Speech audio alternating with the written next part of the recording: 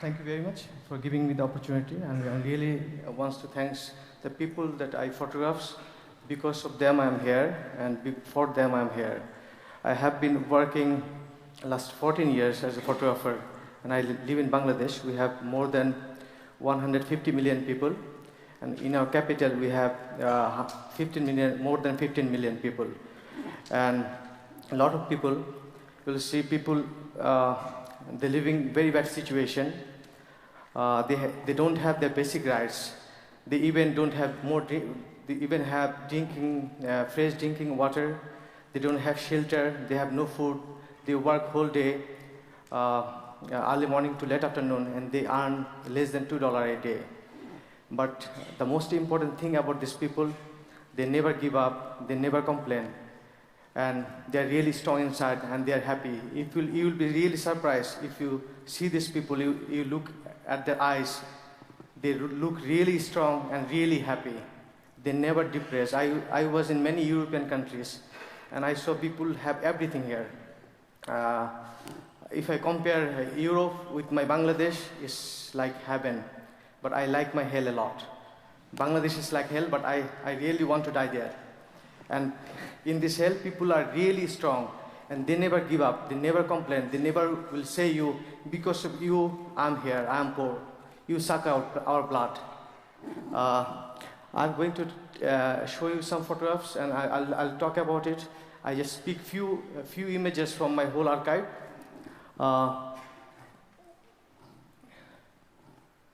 I have been working last 5 years about the child labor situation in Bangladesh. More than 7 million children are working almost everywhere. Everybody know about the situation, but it's like a forgotten story. Nobody really cares. And the parents are really poor. They cannot afford, so they have to send their children to work to earn more money. I talk about many factory owners. Why? And they say, we don't want to keep children in our factories, but if we don't keep children in our factory, you tell me what will happen with these children. They will be on the street, they will sniffing the glue, they will be destroyed. So at least they're doing some job. I talk with the parents. A lot of parents, they have no feelings what they're doing. They send their children for work. They work 12 hours a day, and they earn only $10 a month. Lots of small kids, they're like 7 years old children, working from early morning to late afternoon. There is no mask, no protection, nothing. They work in very low light, and the factory owners like to keep them because the children cannot make labor union, and they cannot complain, and they can get the children for a long time, and they pay really low, maximum $10 a month, and the elder workers, they get $80 a month. So children is more profitable, but it's a very complicated situation actually. We have a lot of people, huge population, huge poverty, and really these poor people, they're really uneducated. They really don't know what to do, and they have to survive.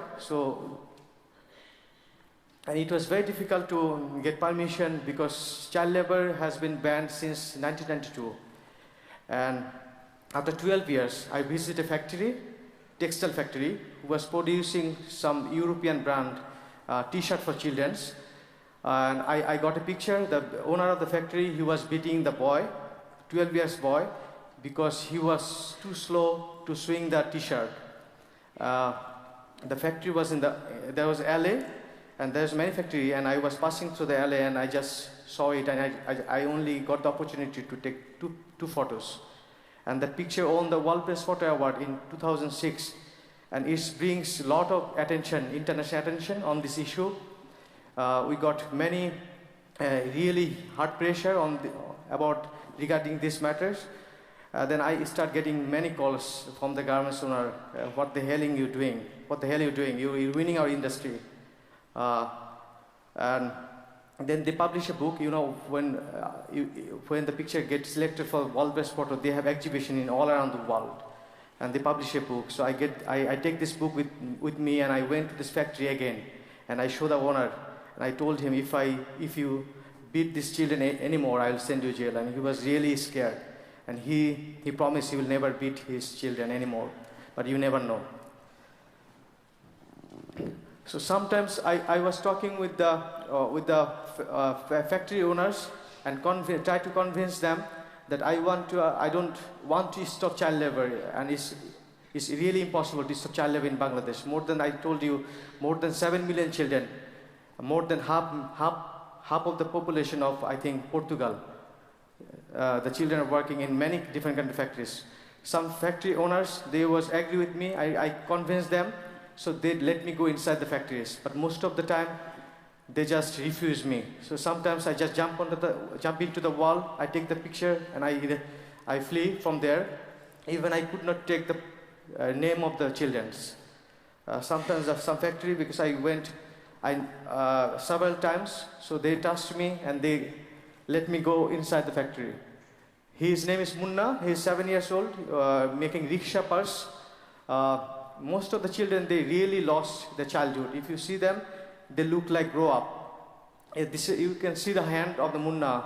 It looks like an old person, because they don't use any gloves, and they always touch very dangerous, harmful chemicals and other things. And a lot of children, you will see children in everywhere. In this area, children was collecting stone from a stone mine. They worked from early morning, and it was very cold. I was shaking, but they was working all the time. But most importantly, if you talk to these children, if you ask them what you want to be, what you're doing, most of the children, they say, I want to be a doctor when I grow up. I want to be engineer. They really don't know what they're doing. And I really wanted to do something for these people, because most of the time, as a photographer, honestly speaking, I take pictures, I get award, I get fame, I get money.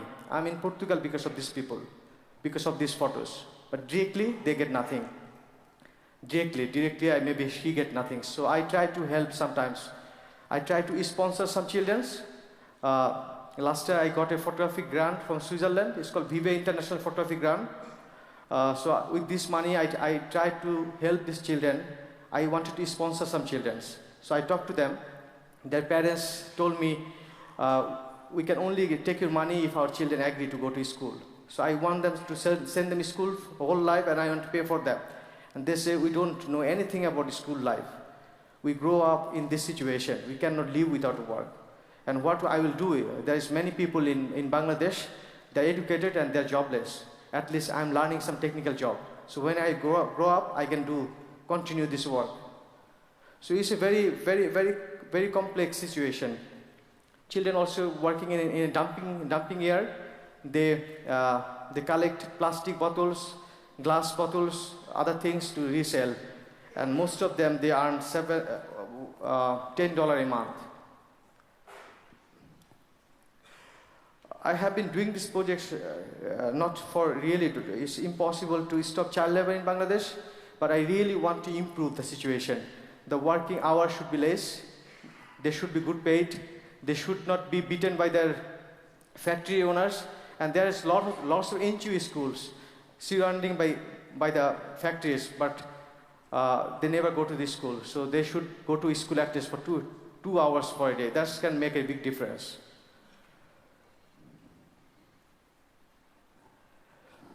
These are hands of Alamin. He works in a brick factory. They carry brick from the field to truck for taking the brick for construction place. And each bricks weight 2.5 kilogram. And each of the children, they carry 8 bricks on their head. And they have to walk like a 1 kilometer. And if they can carry 1,000 brick, they get 60 taka. Most of the children, they can carry only 400 or 600 bricks. And then in the afternoon, they work in the morning as a laborer. In the afternoon, they collect coals from the brick field for cooking, helping their parents. Lots of children, they're working in textile factory. In Bangladesh also, it's very difficult to really get the access into the factory. And everybody know about the situation, but nobody really care. And a lot of people, they think I'm showing the bad images from my country and giving a bad name. But it was never my intention. I love my country, and I want to show the things that need to be changed positively. That's why I'm here and showing the images. I believe it will bring more attention on these issues. And that was a picture which won the World Press Photo Award. And he was showing T-shirt for children, and he was slow, so the owner was bidding.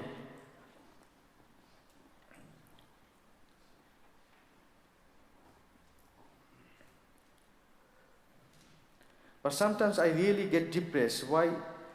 I always take images, the people who live on the edge of the society, and I always want to show the things that need to be changed positively. I get every week I get mails from or a message in Facebook from my Bangladeshi people. Why are you showing bad things? You should show the highest building of Bangladesh. You should show the people have BMW cars. One family, they have 3 BMW cars. Why not you showing that?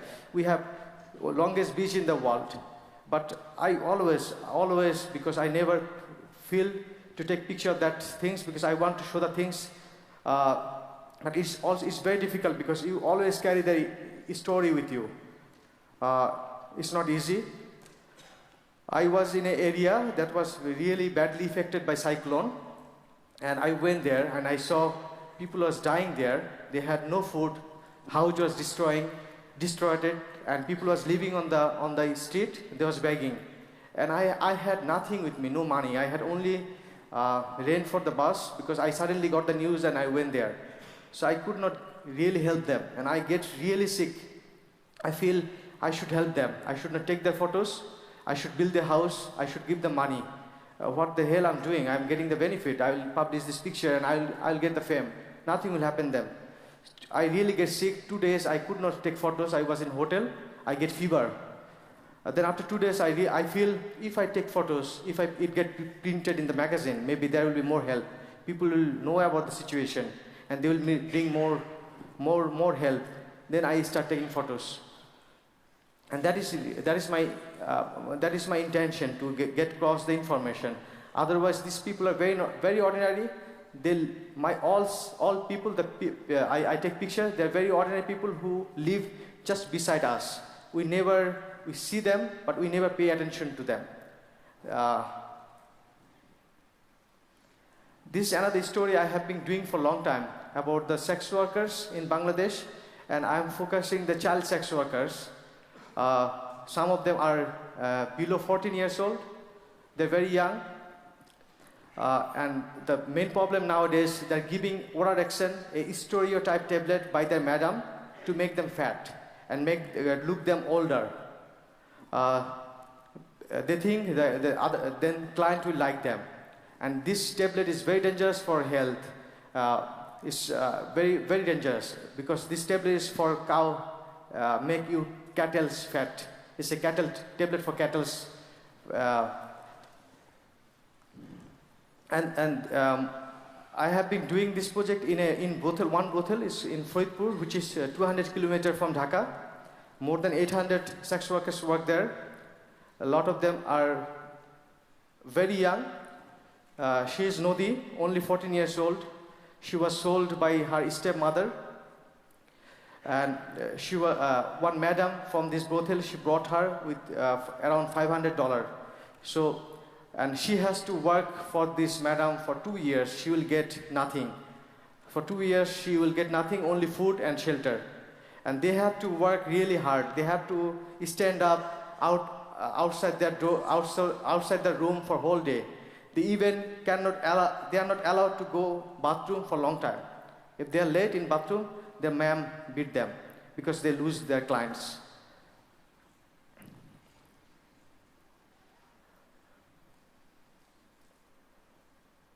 And it was very difficult to take picture in this situation because you have to take permission from local police, you have to take permission from local government. They are working a lot of NGOs. You have to take permission from NGOs, and also you have to take permission from the pimp, also their owner, madams, the the people who control the brothel. So it was very difficult, and also they don't want to show their face. So the images I'm showing, I got all their consent to show their faces and images. And her mother was a sex worker, and she born in this brothel, and she is still doing the same business. And many of the children, many of the girls, they come from the countryside. Some of them, their relatives, promise them that I will come with me. I will give you a job in Dhaka, the capital, in a textile factory. So they trust them and they come with them, but finally they were sold in the brothel. And when you are once there, you cannot run away. There's many guards there, and they are also afraid if they run away from there, people will know about them that they were as a sex worker. Her name is Putul. She is 15 years old. She was beaten by her madam, and she was really angry and depressed. She cut her hand.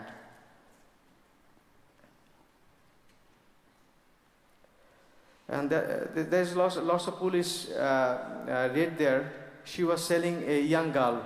She bring a young girl from a countryside and was trying to sell in the brothel, and police arrested her. And when they get old, this sex worker, they have nothing to do. They have no family, because when they become sex worker, the family cut all the relationship with them.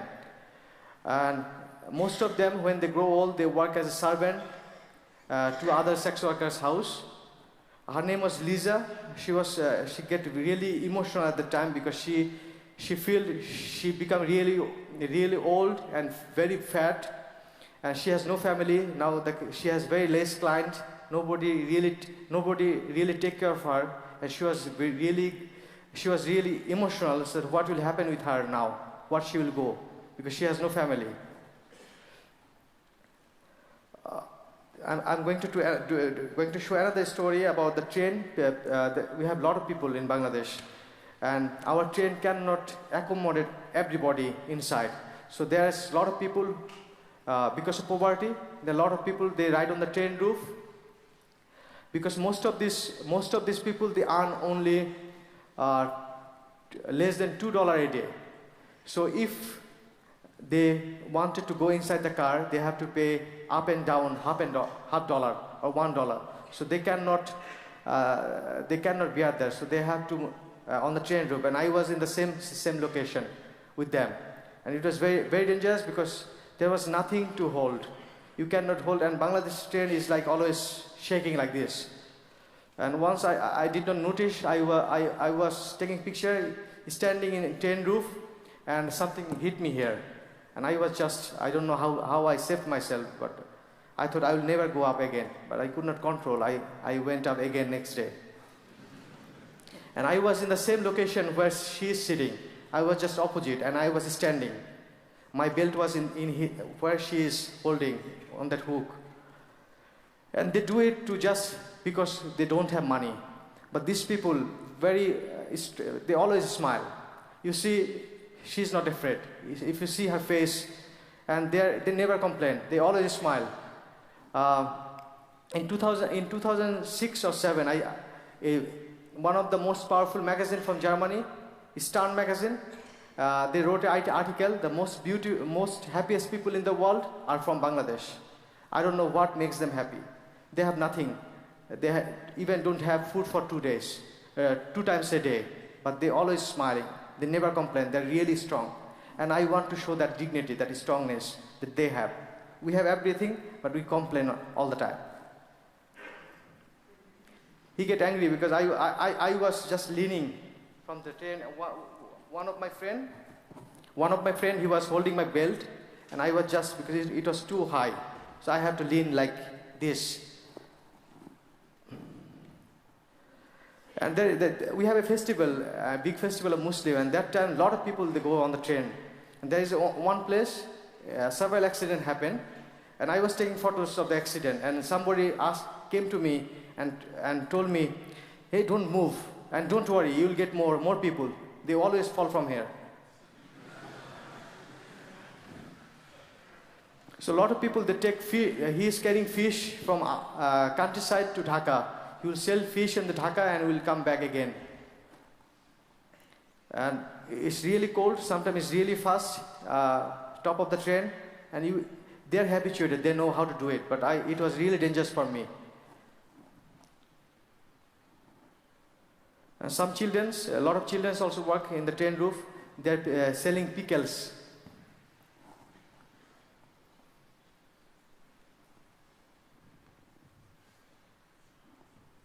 It's not working.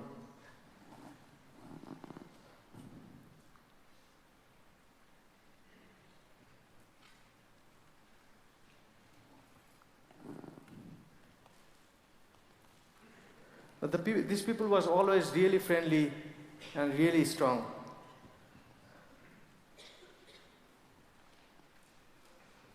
We have a lot of water in Bangladesh, and that creates a huge problem. Bangladesh is only from sea level, it is 2 meters high, and every year we had big flood and cyclone, and lots of people, their houses are getting destroyed, losing everything, and they're migrating to cities. So we have now a big problem. Everyone is coming to Dhaka, and we have I think Dhaka is the most dense, one of the most dense cities in the world.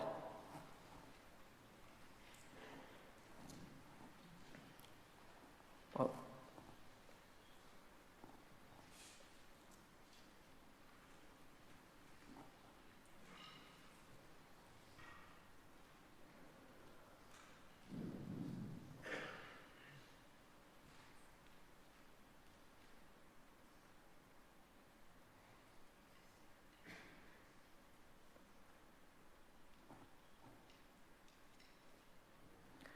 Thank you very much.